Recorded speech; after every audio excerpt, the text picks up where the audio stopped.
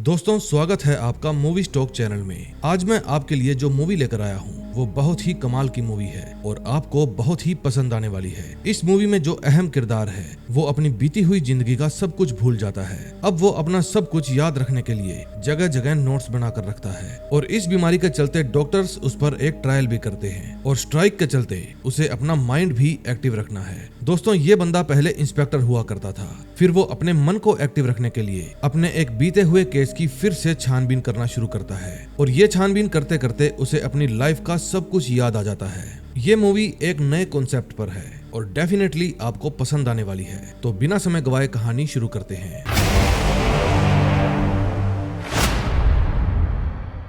Movie की शुरुआत में हमें रॉय नाम का एक आदमी दिखाया जाता है जो एक एक्स होमिसाइड डिटेक्टिव था। इस बंदे ने अभी तक रिटायरमेंट नहीं ली है। ये बंदा अल्जाइमर नाम की एक बीमारी से जूझ रहा है। मूवी में रॉय के अतीत के बारे में ज्यादा जानकारी नहीं दी गई, लेकिन फिल्म में आगे बढ़ते हुए हमें रॉय के बारे में कई चीजें पता चल जाएंगी। रॉय अपनी सर्जरी के बाद बहुत ही कठिन दौर से गुजर रहा था क्योंकि उस पर किए गए एक्सपेरिमेंट बहुत ही दर्दनाक थे। उसका अल्जाइमर उस स्टेज पर पहुंच गया था जहां वो अपना नाम भी याद नहीं रख पाता था। उसने अपने अपार्टमेंट में अपना नाम और अन्य आवश्यक चीजों को याद रखने के लिए नोट्स लगा रखे थे ताकि जब उसे उनकी जरूरत पड़े तो उसे सब कुछ याद आ जाए। एक दिन रॉय को एमिली नाम की एक लेडी का फोन आता है। वो लेडी एक नॉन प्रॉफिट संगठन के लिए काम किया करती थी जो गलत तरीके से कैद किए गए कैदियों को लीगल सपोर्ट प्रोवाइड करती है। वो रॉय से किसी केस के सिलसिले में मिलना चाहती थी। फिर रॉय भी मान जाता है और उससे मिलने के लिए चला जाता है। वे दोनों एक बार में मिलते हैं। बार में मुलाकात के दौरान वो आइजैक सैमुअल नाम के एक कैदी के मामले को रॉय के सामने उठाती है जो 10 सालों से जेल में बंद था और उसे मौत की सजा सुनाई गई थी। एमिली का मानना है कि उसे फंसाया गया था और रॉय उन पुलिस वालों में से था जिन्होंने हत्या की रात आइजैक से पूछताछ की थी। अब आइजैक को अगले महीने ही फांसी की सजा सुनाई जाएगी और इसी कारण आइजैक ने रॉय से मिलने की अपील भी की थी।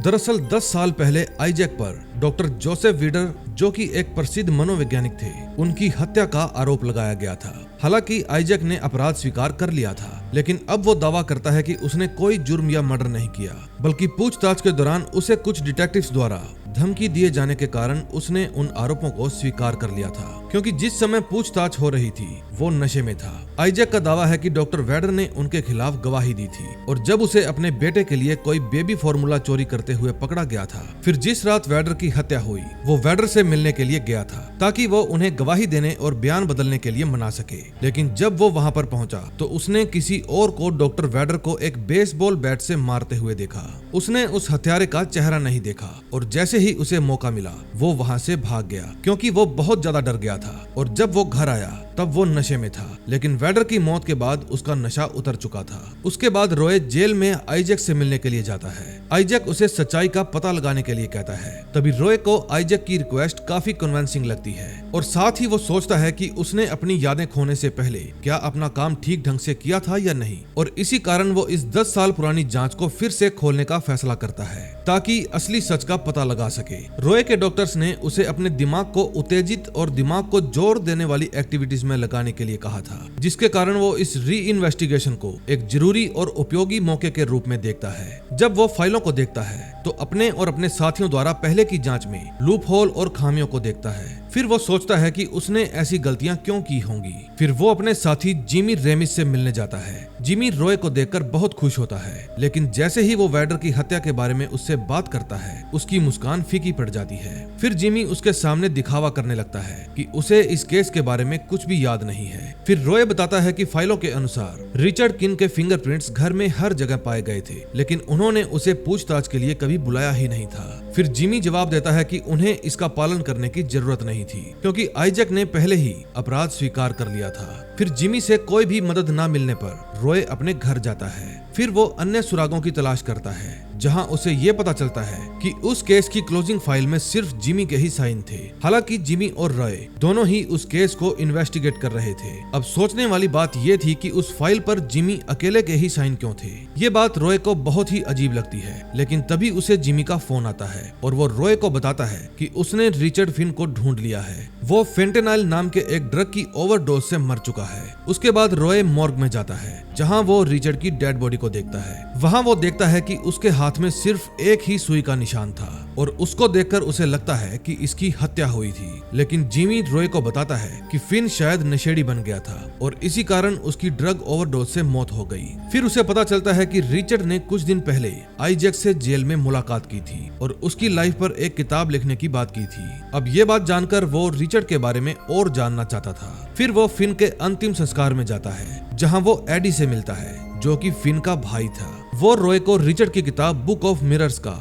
हाथ से लिखा गया ओरिजिनल पेपर देता है। एडी रॉय को रिचर्ड के बारे में ज्यादा अच्छी बातें नहीं बताता और वो समझ जाता है कि एडी रिचर्ड से नफरत करता है। फिर रॉय उससे पूछता है कि क्या रिचर्ड नशीली दवाओं का सेवन करता था, लेकिन वो साफ मना कर देता है कि ऐसा बिल्कुल भी नहीं था, वो कभी भी ड्रग्स नहीं लेता था। ये बात रॉय को बहुत ही अजीब लगती है और उसे लगने लगता है कि सच में ही किसी ने उसको मारा है। फिर वो घर जाकर उसके भाई द्वारा दी गई बुक को पढ़ने लगता है। वो बुक रिचर्ड की लाइफ की एक ड्रामेटिक बायोग्राफी थी जब वो वाटरफोर्ड कॉलेज में डॉक्टरेट की पढ़ाई कर रहा था। उस किताब में उसकी पुरानी लवर लोरा बेंस के साथ उसके रोमांस के बारे में भी बताया गया था, जो कि बाद में जुनून और पागलपन में बदल गया था। रिचर्ड लोरा से कॉलेज में एक साइकोलॉजी सेमिनार में मिला था। लोरा एक साइकोलॉजी की छात्रा थी और एक शाम उसका तुरंत ही उसके साथ कांटेक्ट हो गया और उस शाम के बाद लोरा और रिचर्ड कभी भी अलग नहीं हुए। रिचर्ड को लगता था कि वो लोरा के साथ पूरी दुनिया जीत सकता है क्योंकि लोरा बहुत ही बुद्धिमान लड़की थी और वो 5 भाषाएं भी बोल सकती थी। उसके पास डबल बैचलर की डिग्री थी जो हर किसी इंसान के बस की बात नहीं थी। लोरा ने रिचर्ड को पूरी तरह से अपने रूप और इंटेलिजेंस से मोहित किया हुआ था और इसके अलावा लोरा भी रिचर्ड के टैलेंट को पहचानती थी और उसे जीनियस मानती थी।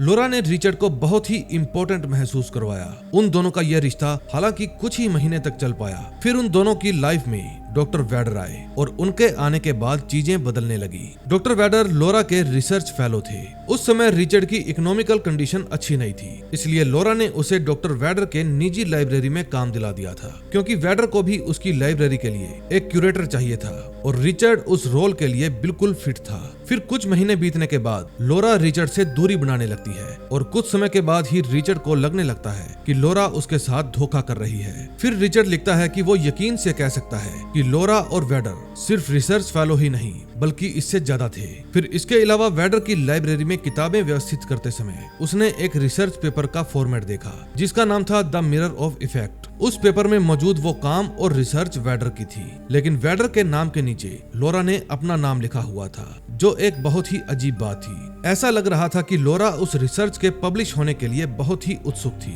फिर अपनी मौत से पहले वैडर ने रिचर्ड से लोरा को देखना और उससे बातें करना बंद करने के लिए कहा। उसको लगता था शायद रिचर्ड उसकी बात मान जाएगा, लेकिन रिचर्ड ने ऐसा कभी नहीं किया और वो लोरा से बात करने का मौका ढूंढता रहता था। कुछ समय बाद वैडर की हत्या कर दी गई और आइजैक पर उस अपराध का आरोप डाल दिया गया। रिचर्ड ने पता लगाया कि लोरा ने वैडर के वकील के दावे के खिलाफ लड़ाई भी लड़ी थी कि द मिरर इफेक्ट पेपर उसकी खुद की रिसर्च थी और जब तक कि वो पूरी तरह से गायब नहीं हो गई। इसके बाद रॉय देखता है कि रिचर्ड की बायोग्राफी अचानक से एंड हो जाती है क्योंकि रिचर्ड ने उसे कभी पूरा किया ही नहीं था। हालांकि वो अंत में बताता है कि लोरा के पास वैडर को मारने का मोटिव हो सकता था। अगले सीन में हम रॉय और जिमी को देखते हैं जो एक बार में मिलते हैं। वहाँ रॉय जिमी को बताता है कि उन्हें जल्द ही लोरा को ढूंढना होगा क्योंकि वही है जो वैडर की मौत के बारे में बता सकती है, लेकिन वो नहीं जानता था वो कहाँ मिलेगी। उसके पास उसके बारे में कोई भी जानकारी नहीं थी। रॉय बताता है कि उसे वैडर के केयर टेकर के बारे में भी जानना है क्योंकि वो भी गायब था। हो सकता है वो भी बहुत कुछ जानता हो, लेकिन वो उसे भी ट्रेस नहीं कर पा रहा था। फिर जिमी उसे समझाता है कि केस अब बंद हो चुका है और उसे भी आराम करना चाहिए, लेकिन रॉय बताता है कि वो लोग ऐसा कैसे कर सकते हैं। एक बेगुनाह को सजा दी जा रही है और वो उसे हर कीमत पर बचा कर रहेगा। उसके बाद रॉय रिचर्ड की बीवी के बारे में बात करता है और उससे मिलने के लिए कहता है। उसके बाद जिमी वहाँ से चला जाता है। तभी रॉय को वहाँ पर लोरा नजर आ जाती है, लेकिन ये सब रॉय का वहम था क्योंकि ये सब अल्जाइमर के कारण हो रहा था। फिर रॉय अपने डॉक्टर के पास जाता है। वो डॉक्टर को बताता है कि आज उसने एक ऐसी लड़की को देखा जिसको उसने कभी देखा ही नहीं हुआ था। उसके पास उसकी एक पिक्चर है जो बहुत ही पुरानी है। फिर डॉक्टर उसे बताती है कि ये सब चीजें इस बीमारी में एक आम बात है, लेकिन उसको जिस लड़की का वहम हुआ अगर वो सच में है तो वे लोग इस बीमारी को ठीक करने में बहुत करीब हैं। अब रॉय रिचर्ड के बारे में और बहुत कुछ जानना चाहता था, इसलिए वो डाना फिन के पास जाता है जो कि रिचर्ड की वाइफ थी। एडी की तरह डाना भी रॉय को बताती है और दावा करती है रिचर्ड नशेड़ी नहीं था और वो हमेशा ड्रग्स से दूर रहता था। हालांकि उसे कभी कभी शराब पीने की आदत थी, जो एक आम बात है। डाना को लगता है कि रिचर्ड की मौत कोई एक्सीडेंट नहीं था। फिर वो रॉय को एक लेडी के बारे में बताती है जिसका नाम एलिजाबेथ था। वो बताती है कि उस लेडी का उसके हस्बैंड की मौत के साथ जरूर कुछ लेना देना है और उसे ऐसा इसलिए लगता था क्योंकि उसने एक बार रिचर्ड को एलिजाबेथ के साथ बहुत ही बुरे तरीके से बहस करते हुए देखा था। उसने पहले कभी भी ऐसा नहीं देखा कि रिचर्ड ने कभी किसी के साथ इस तरह से बहस की हो, चाहे वो कितना भी परेशान क्यों ना हो। उसके बाद रॉय इंटरनेट पर एलिजाबेथ को ढूंढ लेता है और उसे पता चलता है कि एलिजाबेथ कोई और नहीं बल्कि लॉरा बेंस ही थी। अब उसने अपनी नई पहचान बना ली थी एलिजाबेथ के नाम से। रॉय को एलिजाबेथ उसकी यूनिवर्सिटी में ही मिल जाती है। एलिजाबेथ रॉय को पहले से ही जानती थी, लेकिन रॉय उसे नहीं पहचान पाता। फिर वो उसको रिचर्ड की बायोग्राफी देता है और उसके बारे में उसे बताता है, लेकिन एलिजाबेथ दावा करती है कि रिचर्ड एक स्टॉकर था और वो उसे अनसिक्योर महसूस करवाता था। एलिजाबेथ को देखकर रॉय को लगता है कि शायद वो भी उसे जानता है और उसे महसूस होता है कि उसने पहले भी कभी इसके साथ मुलाकात की है, लेकिन अब ये बात उसको अपनी अल्जाइमर वाली बीमारी के कारण याद नहीं थी। फिर उसे लॉरा को लेकर वहम होने लगता है। इस दौरान वो लॉरा को बताता है उसे जल्द ही इस बुक को पढ़ लेना चाहिए क्योंकि आइजैक के पास ज्यादा समय नहीं बचा और उसे 1 महीने के अंदर अंदर सजा दे दी जाएगी। रॉय बताता है कि वो बेगुनाह है और उसे ये सजा नहीं मिलनी चाहिए, लेकिन लॉरा कहती है कि जब उसे टाइम मिलेगा वो इस बुक को जरूर पढ़ेगी। इसके बाद रॉय के पास जिमी का मैसेज आता है और फिर वो वैन नाम के बंदे से मिलने चला जाता है। वैन अब एक बूचर था जो कि मांस बेचता था, लेकिन जब वैडर जिंदा था तब वो वैडर के लिए ही काम किया करता था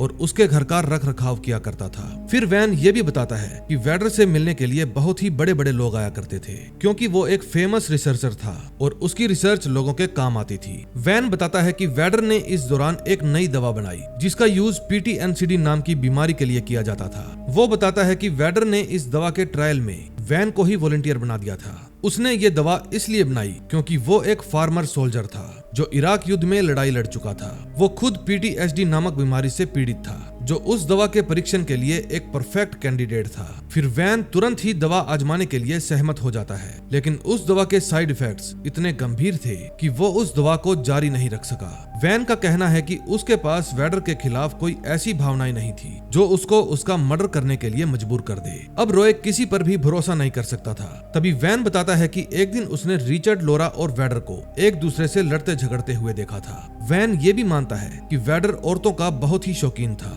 आए दिन घर पर बहुत सी ऐसी औरतें आया करती थी जो वैडर के साथ इंटीमेट हुआ करती थी। वैडर उन औरतों के साथ इंटीमेट होकर उनकी वीडियोस भी बनाता था। एक बार उसने भी वीडियो देखी थी। फिर रॉय पूछता है कि क्या वैडर ने लॉरा का भी शोषण किया था, लेकिन वो बताता है कि लॉरा सिर्फ वैडर की लैब असिस्टेंट थी, उससे ज्यादा कुछ और नहीं। फिर वैन ये भी बताता है कि एक दिन जब वो शराब पीने के लिए गया तो उसकी मुलाकात एक लेडी से हुई जिसका नाम डायना था और उसने उसके साथ कुछ टाइम गुजारा था। डायना को भी उसने उन वीडियोस में देखा था जो वैडर ने बनाई थी, यानी वैडर डायना के साथ भी इंटीमेट हो चुका था और उसके साथ भी उसका अफेयर चल रहा था। वैन ने रिचर्ड द्वारा लिखी गई अपनी बायोग्राफी में किए गए कुछ क्लेम्स की पुष्टि की जो रॉय के लिए एक अच्छी बात थी। इसके बाद रॉय वहां से चला जाता है, लेकिन तभी वैन किसी को कॉल करता है और उसे अभी तक की सारी खबर दे देता है। तभी हम लॉरा उर्फ एलिजाबेथ को देखते हैं। वो रिचर्ड की बायोग्राफी पढ़ने के बाद क्लियर करती है कि ये बायोग्राफी पूरी तरह से काल्पनिक है और इसमें जो कुछ भी लिखा है वो सरासर झूठ है।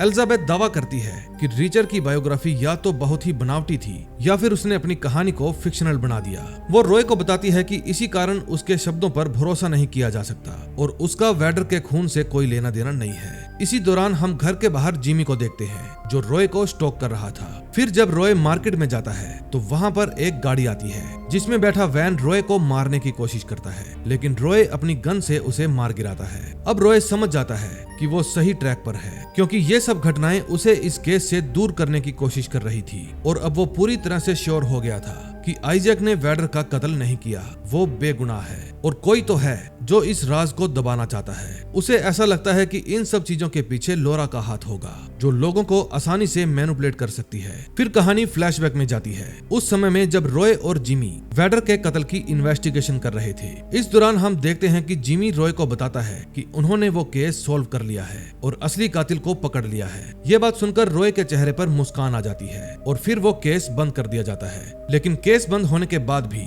जिमी किसी उलझन में था। अब कहानी प्रेजेंट में आती है। रॉय जिमी के पास जाता है और खुद खुद पर हुए हमले के बारे में बताता है। फिर जिमी कहता है हो सकता है वैन ही कातिल हो, क्योंकि वो नहीं चाहता था कि रॉय अपनी इन्वेस्टिगेशन जारी रखे और उसे पकड़ ले। जिमी बताता है कि उन लोगों को वैन की उस गाड़ी से ड्रग मिली थी, वही ड्रग जिसके कारण रिचर्ड की मौत हुई थी, और हो सकता है कि उसे भी वैन नहीं मारा हो। लेकिन रॉय का मानना कुछ और ही था। वो बताता है कि वैन के पास रिचर्ड को मारने का कोई मोटिव ही नहीं था और ना ही वैडर को मारने का। रॉय बताता है कि रिचर्ड की बुक के हिसाब से वैडर को लोरा ने मारा था। रॉय जिमी की सारी बातों को अपने एक ही सवाल से रिफ्यूज कर देता है, आखिर क्यों? रॉय को लगता है कि इन सब के पीछे कोई और शातिर दिमाग है जो अभी भी उसकी पकड़ से बाहर है। जिमी देखता है कि रॉय उसकी किसी भी बात को नहीं मान रहा। फिर रॉय जिमी से ये भी पूछता है कि क्या उन्होंने इस केस के दौरान ईमानदारी से काम किया था या नहीं, क्योंकि उसे ये सब याद नहीं था। फिर वो पूछता है कि पिछले 30 सालों में उन्होंने जितने भी केस सोल्व किए, उन सब की फाइल क्लोज करने से पहले हम दोनों ही साइन किया करते थे,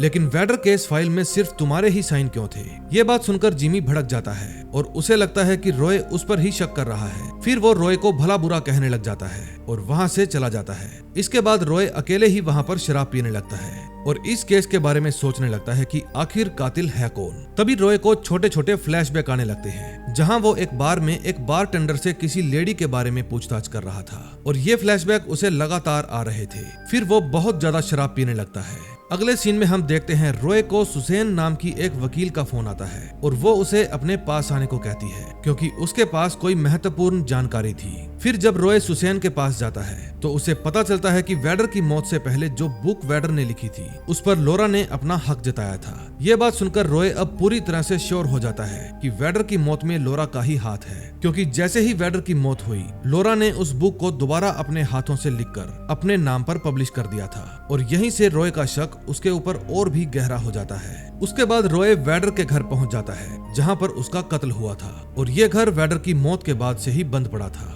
वो वहां पर कुछ इन्वेस्टिगेशन करने के लिए गया था। उसे विश्वास था कि उसे इतने सालों बाद भी वहां पर कोई न कोई सुराग जरूर मिलेगा। तभी उसको उस घर में कुछ ऐसी चीजें नजर आती है जिससे वो समझ जाता है कि घर के गार्डन में खुदाई हुई है। फिर वो घर के गार्डन की तरफ जाता है और वहाँ उसे खुदाई करने के बाद एक बेसबॉल बैट मिलता है जिससे खूनी ने वैडर को मारा था। हालांकि 10 साल पहले इस बैट को रॉय और जिमी की टीम ढूंढने में नाकामयाब रही थी, जो कि एक अहम सुराग था। फिर जिमी और लोरा रॉय से मिलने के लिए आते हैं। जिमी रॉय को बताता है कि उसने उसे पहले ही आगाह किया था कि वो इस केस को छोड़ दे, लेकिन रॉय ने उसकी बात नहीं मानी। फिर रॉय जिमी को बताता है कि अब वो जान चुका है कि इसके पीछे जिमी और लोरा का ही हाथ है, क्योंकि एक समय ऐसा भी था जब जिमी के पास अपनी वाइफ का इलाज करवाने के भी पैसे नहीं थे और आज वो नई नई गाड़ियों में घूम रहा है। ये बात रॉय ने पहले ही नोटिस कर ली थी, पर उसने जिमी को नहीं बताया था क्योंकि जिमी उसका दोस्त था। उस समय लोरा के पास एक गन थी जो वो रॉय को मारने के लिए लेकर आई थी, लेकिन जैसे ही रॉय जिमी पर इल्जाम लगाता है तो लोरा उस गन को वापस रख देती है। फिर वो रॉय को बताती है कि वैडर के कत्ल में उसका कोई हाथ नहीं था और ना ही उसने जिमी को किसी को खत्म करने के लिए पैसे दिए। फिर वो बताती है कि कुछ सालों पहले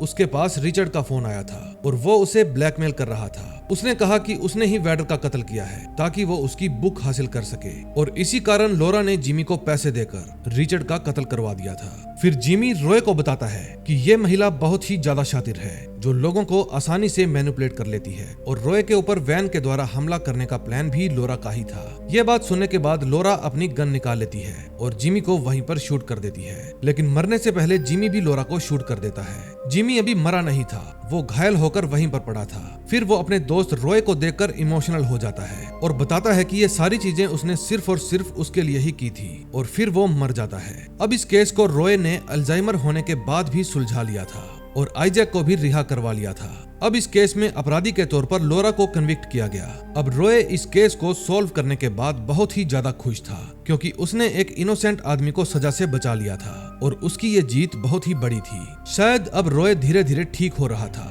और उसकी यादाश्त भी वापस आने लगी थी। फिर घर जाकर वो अपनी और अपनी बीवी की टूटी हुई तस्वीर के कांच को साफ करने लगता है और तभी हमें पता चलता है कि उसकी बीवी कोई और नहीं बल्कि डायना थी और वो उसको देखकर बुरी तरह से चौंक जाता है। उसे ये भी याद नहीं था कि उसकी बीवी कैसी दिखती थी। अब उसको पुरानी बातें याद आने लगती हैं और उसे ये भी याद आता है कि वो लोरा से एक पब में मिला था जहां लोरा ने वैडर के खिलाफ उसको भड़काया था क्योंकि वैडर का अफेयर उसकी बीवी डायना से चल रहा था। लेकिन रॉय को लोरा की किसी भी बात पर यकीन नहीं था। जब लोरा उसे सबूत देती है जिसके अंदर डायना और वैडर की वही एमएमएस क्लिप थी जो वो अक्सर लड़कियों के साथ संबंध बनाते वक्त शूट कर लिया करता था, तो वो गुस्से में आ जाता है। फिर वो वैडर के घर पहुंच जाता है जहां वो बेसबॉल से उसे जान से मार देता है। जी हाँ दोस्तों, वैडर का असली कातिल कोई और नहीं बल्कि ये खुद था। इतने दिनों से वो जिस कातिल को ढूंढ रहा था वो कातिल ये खुद था और इसे पता भी नहीं था क्योंकि अक्सर उसे कुछ याद नहीं रहता था। अब उसे समझ में आ जाता है कि जिमी भी उसे बार बार यही कह रहा था